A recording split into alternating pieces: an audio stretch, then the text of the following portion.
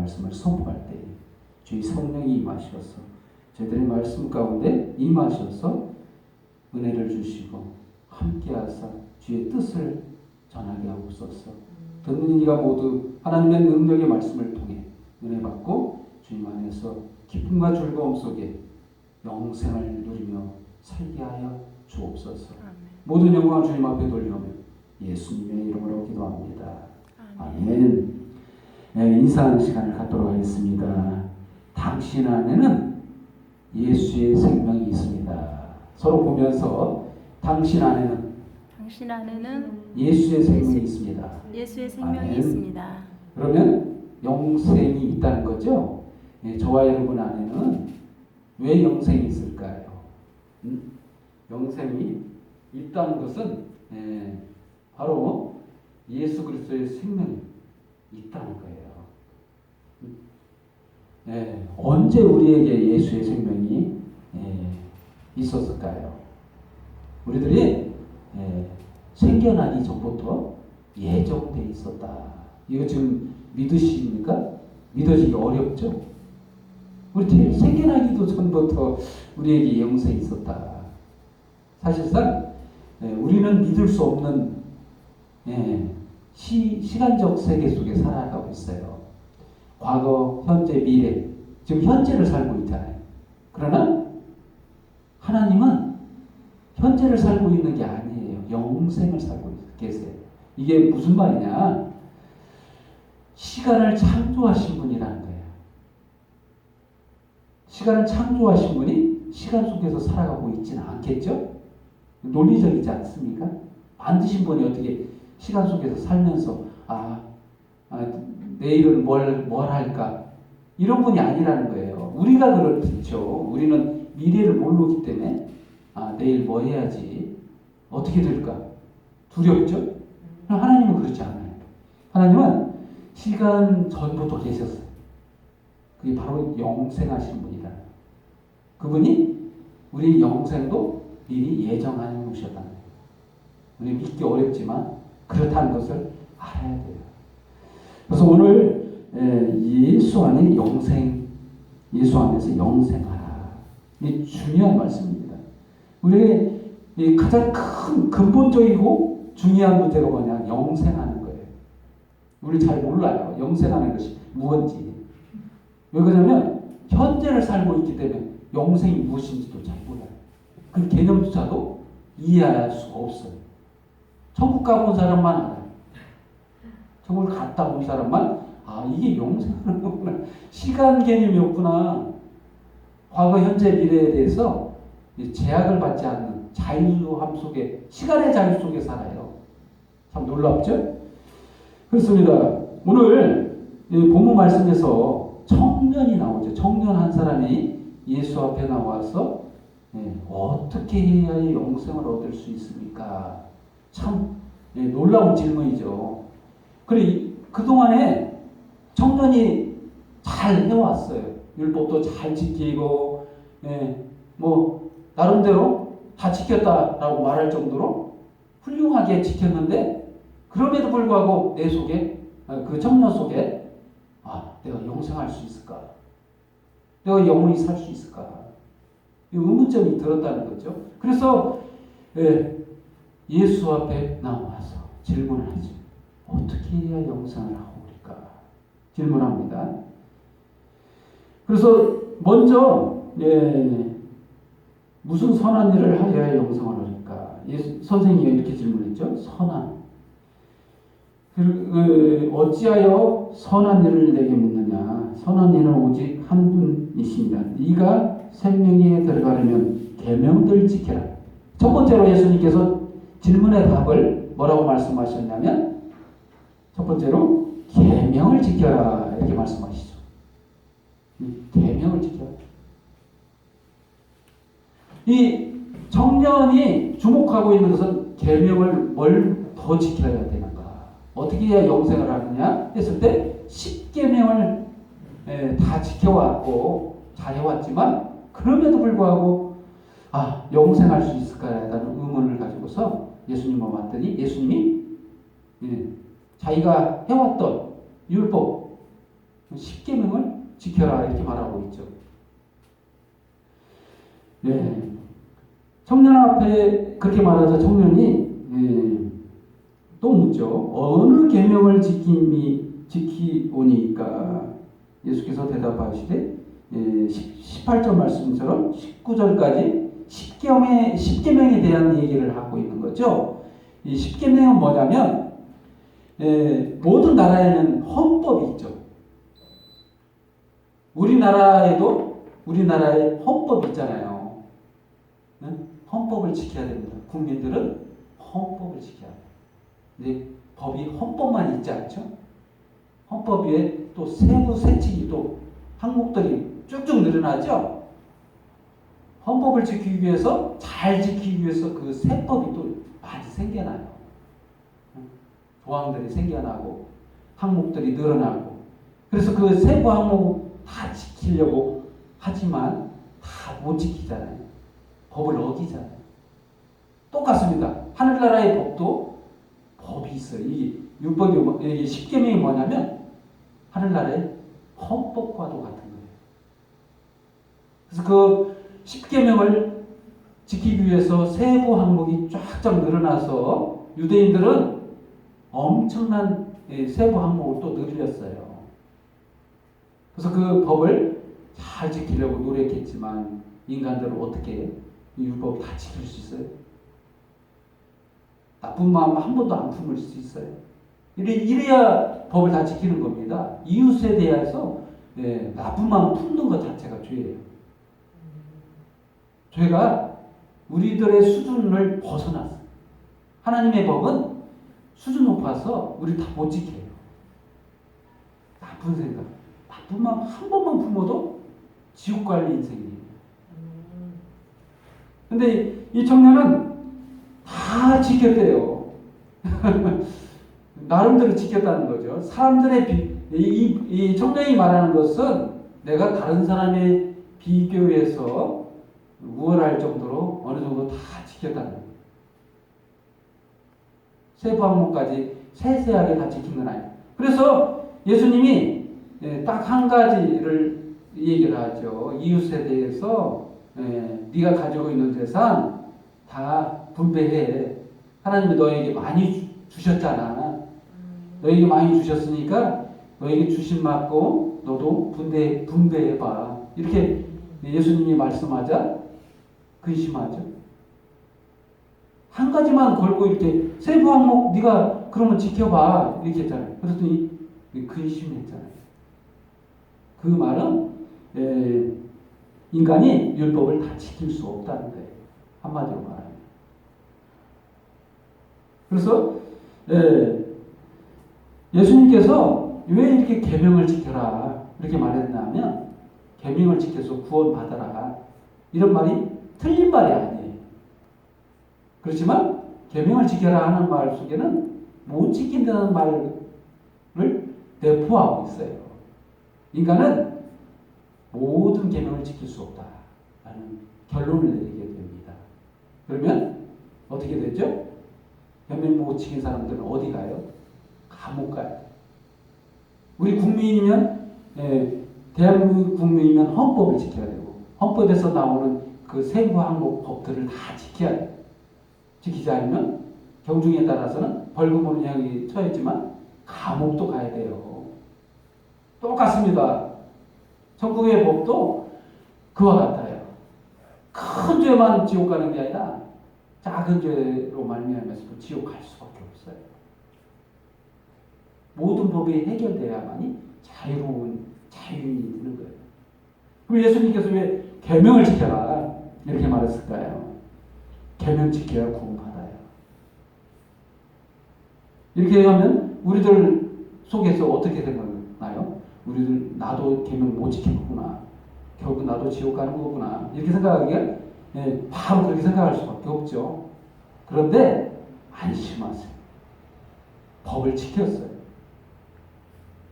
법을 언제 지켰냐?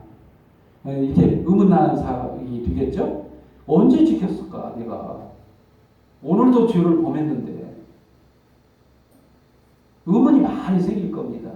그러나 지켰어요. 누가 지켰냐? 바로 예수님이 지키셨어요. 아멘. 언제? 십자가상에서.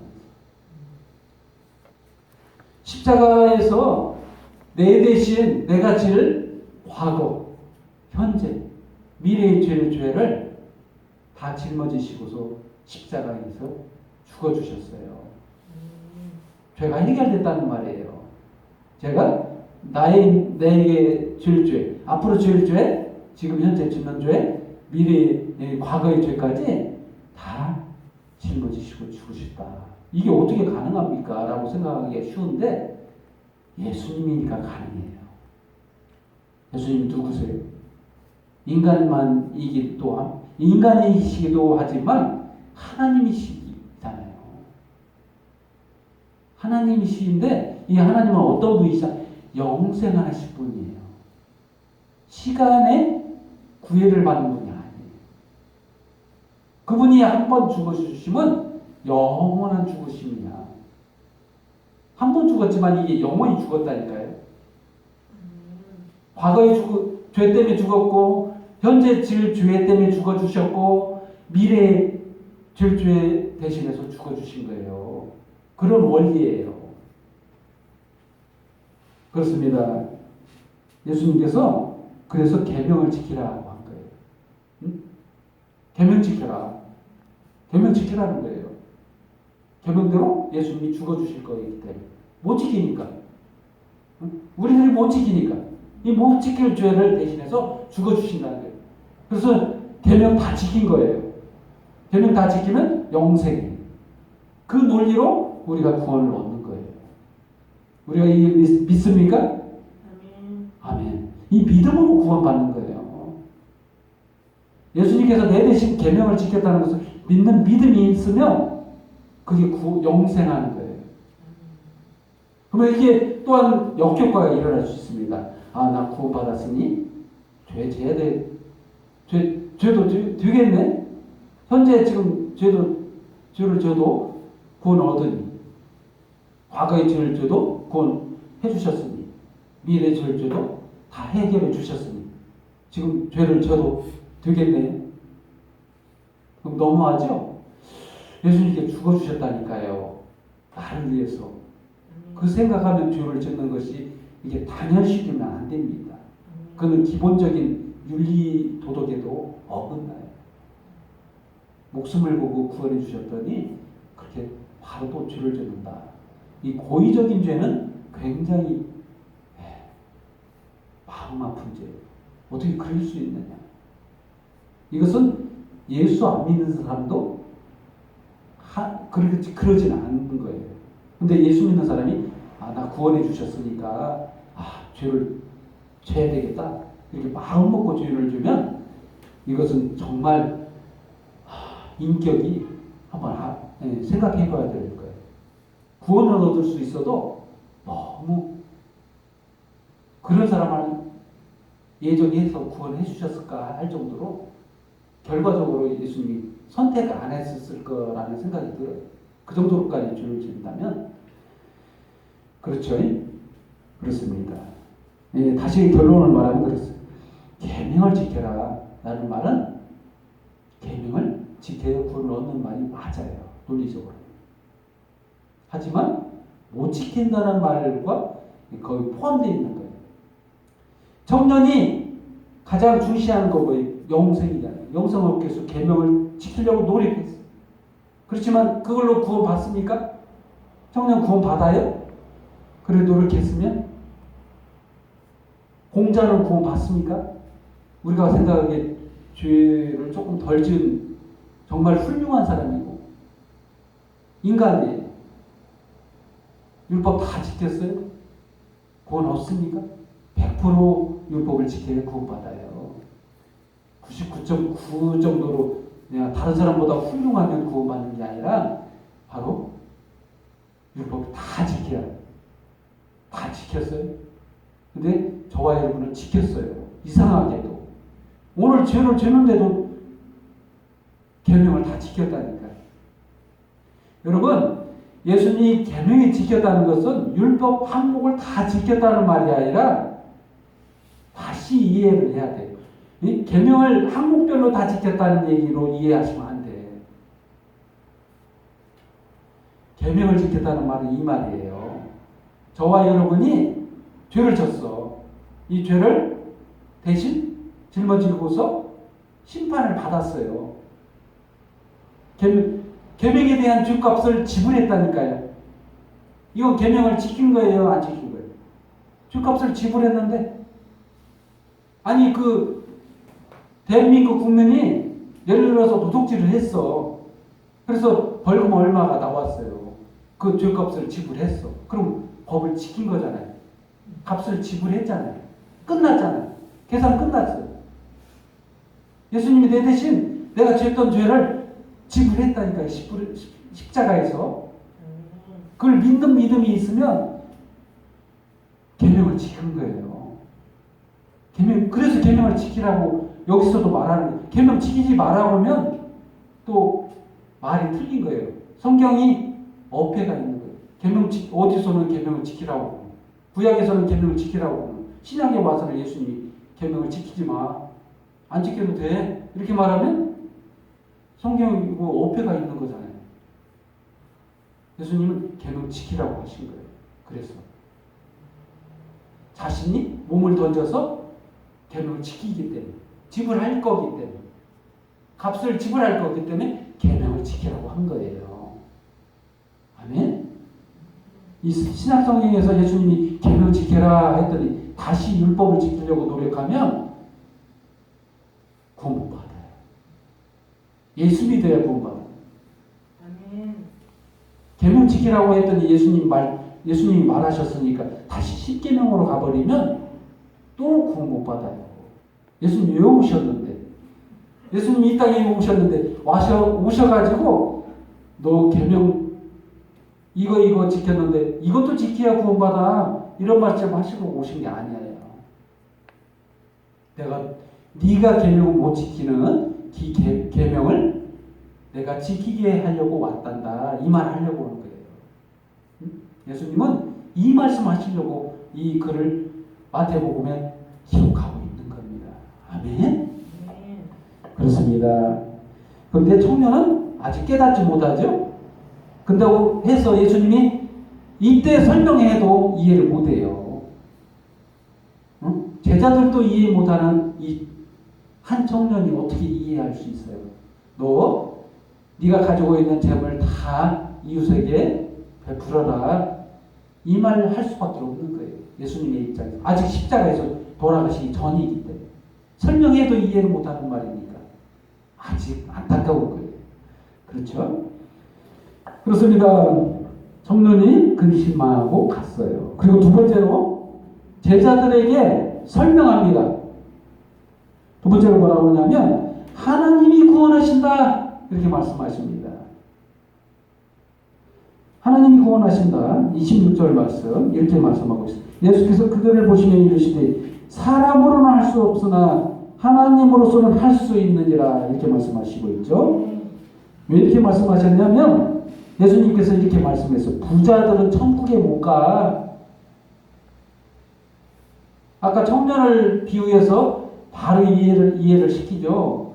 부자가 너 가지고 있는 돈 이웃에게 베풀어, 이렇게 말했더니 그냥 근심하고 가는 모습을 보고 바로 이 부자들은 천국에 못 가, 이렇게 말씀하신 거잖아요.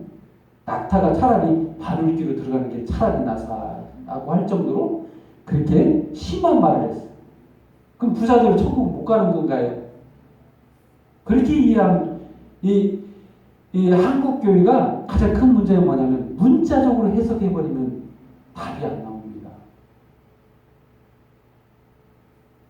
아니, 예수님은 문자적으로 설명하려고 쓴 게 아니에요. 예수님은 한마디로 시인이다, 이렇게 표현할 수 있어요. 시 한번 읽어보셨죠? 시 어떻게 표현되죠? 아니,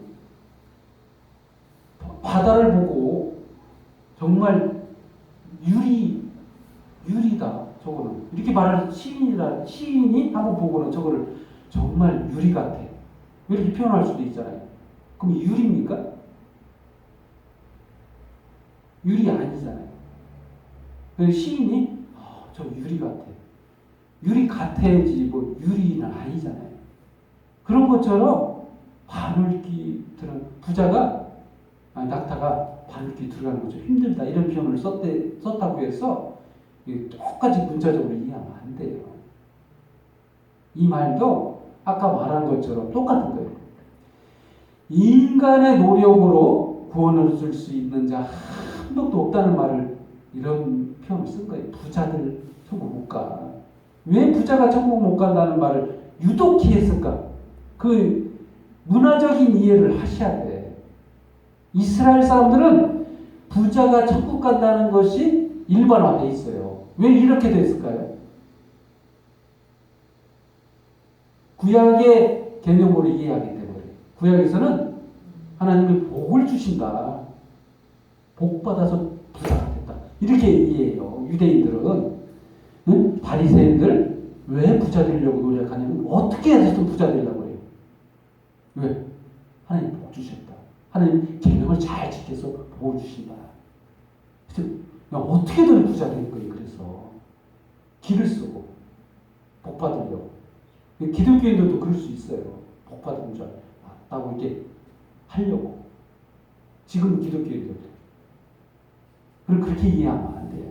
이 부자가 천국에 못 간다는 말은 인간의 노력으로는 구원을 얻을 자 한 명도 없다라는 시적인 표현인 거예요. 예수님이. 뭐 가난한 자도 천국에 못 가는 거예요. 딱 구원받을 수 있는 사람 부류가 있는데 누구만 구원받느냐? 예수 믿는 사람만 구원받는 거예요. 왜 그래요? 예수를 왜 믿어야 되는지를 알아야 돼요. 예수님이 뭐 하셨어요? 아까 얘기했잖아요. 내 계명 지키게 하셨다. 나는 못 지키잖아요. 계명, 율법도 다 못 지키잖아요. 응? 헌법 그 조항 다 못 지키잖아요. 세법도 있다고 했잖아요. 그 헌법만 있는 게 아니라 세법 항목까지 다 지켜야 된다고. 응? 그거 다 못 지키잖아요. 어떻게 다 지켜요? 그래서 예수님께서 그 계명을 해결하시려고 이 땅에 오셔서 내 계명 못 지킨 거 대신해서 십자가에서 지불하셨다니까요. 대신 죽어주셨다. 이게 누가 한 구원이에요? 바로 이 땅에 오신 하나님. 걸어다니신 실제 인간이 되신 하나님. 그분이 누구예요? 예수님이잖아요. 예수님이 바로 그 계명을 지키셨어요. 지키신 것뿐만 아니라 내 대신 계명을 지키셨어요. 내가 못 지키는 죄. 모든 것을 해결하시고 십자가에서 죽어주셨어요. 그래서 하나님이 하실 수 있다 이렇게 표현을 쓴 거예요. 제자들에게 말했어요. 제자들이 이걸 이해했을까요? 이해를 못했습니다. 제자들은 아직까지도 이해할 단계가 아니에요. 아까도 찬양한 것처럼 성령이 임하셔야만 이해하는 거예요. 하나님 깨닫게 하셔야만 이해가 되는 얘기지, 이 비밀을 깨닫는 사람은 인간의 지혜로 이해되는 게 아니에요. 성령께서 우리 안에서 이걸 깨닫게 하시고 믿음을 갖게 하셔야만이 믿어지는 거예요. 그래서 아까 말한 부자가 천국에 못 간다. 부자만뿐만이 아니라 많은 사람들은 천국 못 가요.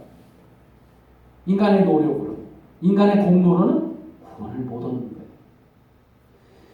그러면 하나 성경 말씀을 한번 다른 데서 말씀하고 있는 부분을 제가 읽어드릴게요. 한번 같이 읽어볼까요? 로마서 3장 19절부터 24절까지 기록된 말씀인데 25절까지 읽어볼까요? 로마서 3장 19절에서 25절 243페이지 있습니다. 243페이지. 이 중요한 말씀이에요. 정말 243페이지.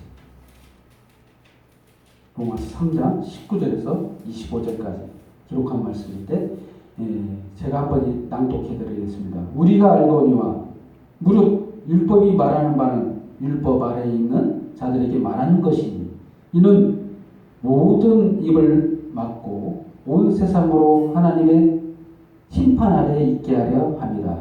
그러므로 율법의 행위로 그 앞에 의롭다 하심을 얻을 육체가 없나니 율법으로는 죄를 깨달음이니라. 그렇죠? 율법으로는 의롭다 하심을 얻을 육체가 없다. 죄를 깨닫게 하신다. 이렇게 말하고 있죠. 21절 이제는 율법 위에 하나님의 한 의가 나타났으니 율법과 선지자들이 증거를 받은 것이다.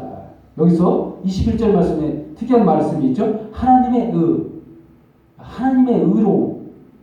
하나님의 의로움이 뭐냐면 바로 예수 그리스도 십자가에 죽으신 그 의를 말하는 거예요. 한 의가 나타났어요. 바로 예수님이 나타나셨다는 거죠. 22절 곧 예수 그리스도를 믿음으로 말미암아 모든 믿는 자의 위치는 하나님의 은이 차별이 없느니라. 여기 또 한 단계 더 나가죠. 예수 그리스도를 믿는 믿음. 이게 의라는 거예요. 또 예수님의 하나님의 의뿐만이 아니라 예수를 믿는 믿음의 의 또 있어요. 응? 한 단계 더 나가죠. 믿음으로 의롭게 된다는 거예요. 23절 모든 사람의 죄를 범하였음에 하나님의 영광이 이르지 못하더니 24절 그리스도 예수 안에 있는 속량으로 말미암아 하나님의 은혜로 값없이 의롭다 하심을 얻은 자 되었느니라. 값없이 의롭다함을 얻었어요. 인간의 노력으로 된다고 써있나요? 하나님의 의라는 거예요. 예수 그리스도의 십자가의 죽으심을 믿는 믿음으로 의롭게 된다는 거예요. 아멘. 25절 이 예수를 하나님이 그의 피로써 믿음으로 말미암은 화목제물로 세우셨으니 이는 하나님께서 길이 참으시는 중에 전에 지은 죄를 관가하심으로 자기의 의로우심을 나타내려 하심이니. 누구의 의로? 자기의 의로. 바로 하나님의 의로. 인간의 의로를 하나님은 바라보고 계시지 않아요. 하나님의 의로 구원하신다는 거잖아요. 바로 예수 그리스도의 십자가의 죽으심을 통해서 그 믿는 믿음으로 우리를 구원하시겠다는 거예요. 이게 하나님의 계획이라는 거예요. 이게 하나님의 복음이에요. 이 복음을 깨닫지 못하면 계속해서 율법을 지키려고 노력해요. 지키지 말라는 얘기가 아닙니다. 이 율법은 모든 인간이 지켜야 할 도리예요. 그러나 그 율법을 다 지킬 수 있으면 구원받을 수 있어요. 다 지키지 못하죠. 바로 예수님이 필요한 겁니다. 예수님이 나를 위해서 십자가에 죽어주실 때만 이게 가능해요. 그 믿는 믿음으로만. 그렇습니다.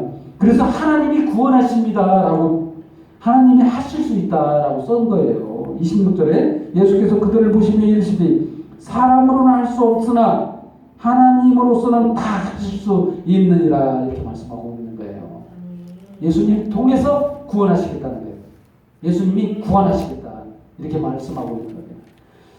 세 번째로 베드로가 또한 계속해서 그 하나님의 구원하심을 믿지 못하고 이해하지 못하고 깨닫지 못하고 질문하죠. 뭐라고 질문합니까? 베드로가 대답합니다. 보소서 우리가 모든 것을 버리고 주를 따라 싸운데 그런즉 우리가 무엇을 얻으리까? 베드로는 부모도 버리고 왔어요. 부모님이 어부잖아요. 우리도 지금 그럼 그래야 됩니까? 다 버려야 됩니까? 이렇게 생각하죠? 그런 의미로 이해하시면 안 돼요. 문자대로 계속 이해하면 정말 2단, 3단 계속 나와요.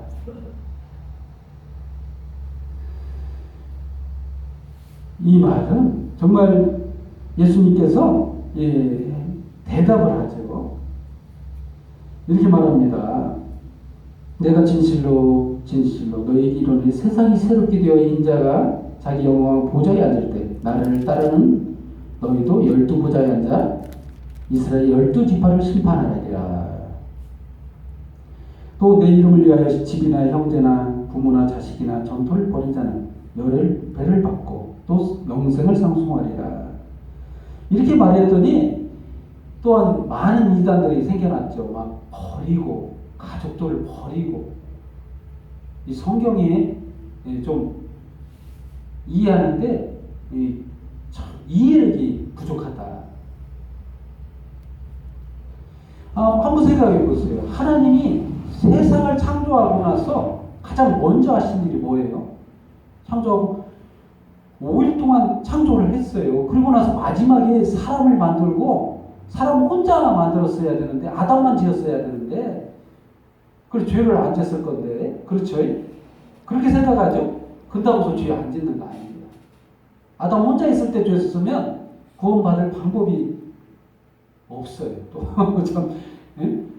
그런데 하와를 지어서 뭘 했어요? 가정을 만드셨어요. 아멘. 가정을 만들어 놓고 지금은 가족을 버려라 이런 말을 했어요. 그러면 버리라는 말이 하나님인데 예수님이 하나님이시고 그때 창조 시에 같이 창조하신 분이 그분이에요. 그분이 창조해놓고 가정 꾸려놓고 가정 버려라. 뭐 창조의 의미가 없잖아요. 아멘. 본질을 모르기 때문에.